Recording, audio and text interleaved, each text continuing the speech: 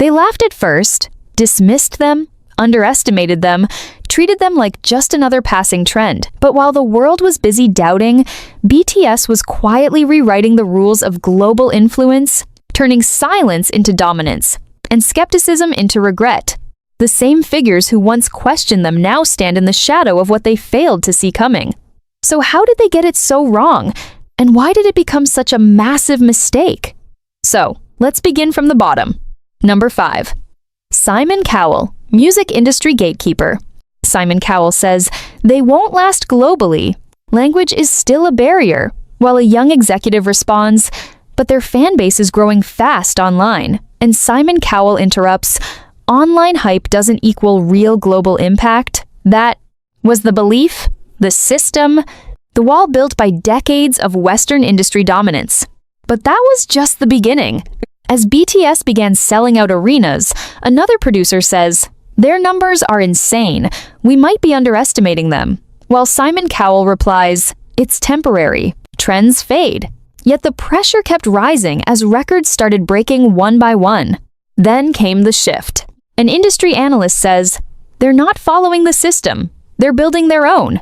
And another executive responds, their fans are organizing globally. This isn't normal. While Simon Cowell pauses and says, wait, they're bypassing traditional gatekeeping? And what happened next changed everything.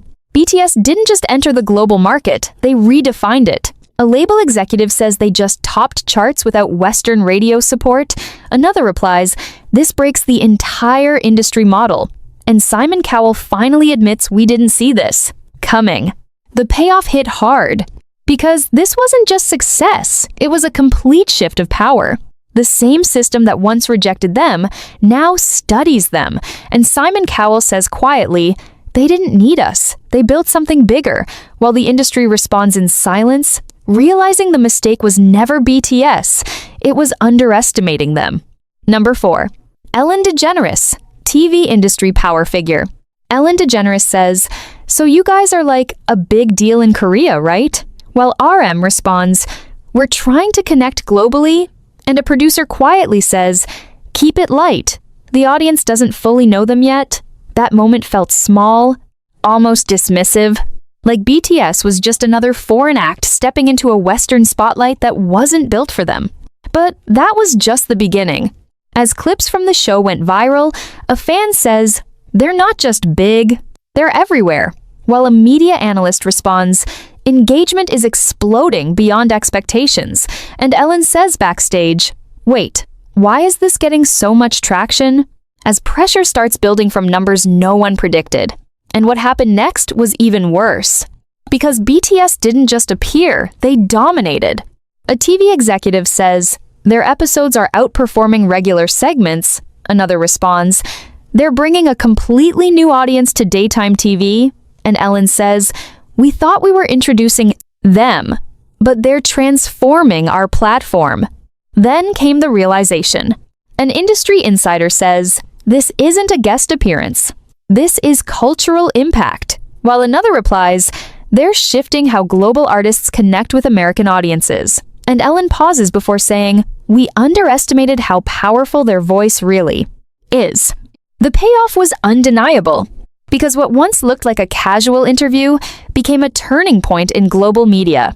The same stage that tried to simplify them now amplifies them, and Ellen says quietly, they didn't adapt to us. We had to adapt to them. While the industry watches, realizing the mistake wasn't giving them a chance, it was not recognizing who they already were. Number 3. Howard Stern, radio industry icon. Howard Stern says, I don't get it. What's the hype about this group? While a co-host responds, their fans are insanely loyal. And Howard Stern replies, fans always exaggerate. That doesn't mean real influence. That dismissal echoed through radio culture, where validation had always come from voices like his. But that was just the beginning. As BTS began dominating charts, a music analyst says, they're outperforming traditional radio-backed artists. While another host responds, and they're doing it without heavy radio rotation. And Howard Stern says, wait, how are they winning without us? As pressure starts creeping into a system built on control. And what happened next was even worse. Because the numbers didn't lie. A producer says, their streams are breaking records globally. Another responds, their fan-driven promotion is stronger than radio exposure. And Howard Stern pauses before saying, so they don't need radio at all? As the realization begins to hit. Then came the shift. An industry insider says radio used to decide what people listen to, while another replies, now fans decide, and BTS mastered that. And Howard Stern says quietly, we're not the gatekeepers anymore, are we? The payoff was undeniable. Because BTS didn't just succeed, they disrupted the entire radio ecosystem. The same industry that once questioned them now studies them. And Howard Stern says, we underestimated the power of their audience. While the silence that follows says even more, the mistake wasn't ignoring BTS. It was failing to understand the future they represented. Number 2. Piers Morgan, media critic and cultural commentator. Piers Morgan says, I don't see the global appeal, it feels overhyped, while a journalist responds, but their impact is massive worldwide. And Piers Morgan replies, massive doesn't always mean meaningful, that sharp skepticism cut through headlines, framing BTS as noise rather than a movement. But that was just the beginning. As BTS began speaking at global platforms, a reporter says they're addressing youth, identity, and mental health, while another responds, their message is resonating beyond music, and Piers Morgan says, celebrities talking doesn't change the world, as pressure builds against a narrative that refuses to shift. And what happened next was even worse. Because BTS didn't just speak, they connected. RM says, we want to give strength to those who feel unheard, while a fan responds, they helped me survive my darkest moments. And a global analyst says, this is cultural influence, not just entertainment, while Piers Morgan pauses and says, wait, people are actually changing because of them? Then came the realization. A media insider says, they're redefining what influence looks like, while another replies, it's not just visibility, it's emotional impact. And Piers Morgan says quietly, maybe this isn't hype, maybe it's something deeper. The payoff hit the hardest. Because BTS didn't just win charts, they changed conversations. The same voice that questioned them now echoes in a different tone, and Piers Morgan says, I underestimated their significance, while the world watches. Realizing the mistake wasn't doubting their fame, it was failing to see their meaning. Number 1. Western music industry gatekeepers. The system itself. A top executive says, they need English hits to truly break the US. While another responds, without radio support, they won't sustain. And a senior producer interrupts, global success still depends on us. That was the system, rigid, confident, and blind to anything outside its own rules. But that was just the beginning. As BTS started topping charts, a chart analyst says they just debuted at number 1, while another executive responds, but radio barely played them. And the same executive says this shouldn't be possible, as pressure begins to crack the foundation of everything they believed. And what happened next was even worse. Because BTS didn't adapt, they dominated.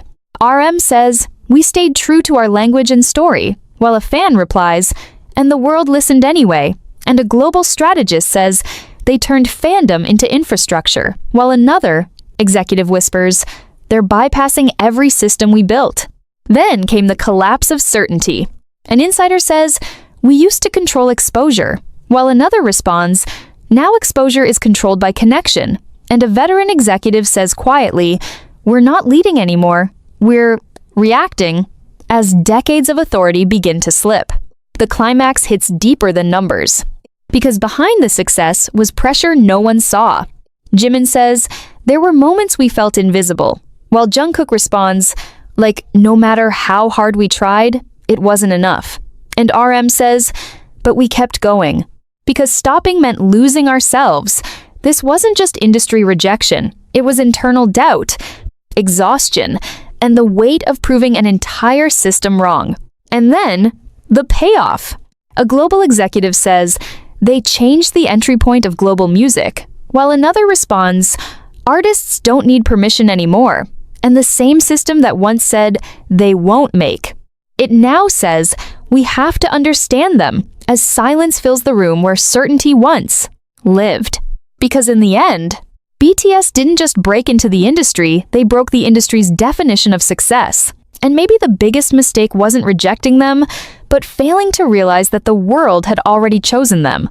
They said BTS would never make it, that language would limit them, that culture would confine them, but while the world was busy setting boundaries, BTS was busy erasing them, turning doubt into dominance and rejection into revolution. And the same voices that once dismissed them are now forced to study them. So how did the biggest names in the world get it so wrong? So let's begin from the bottom.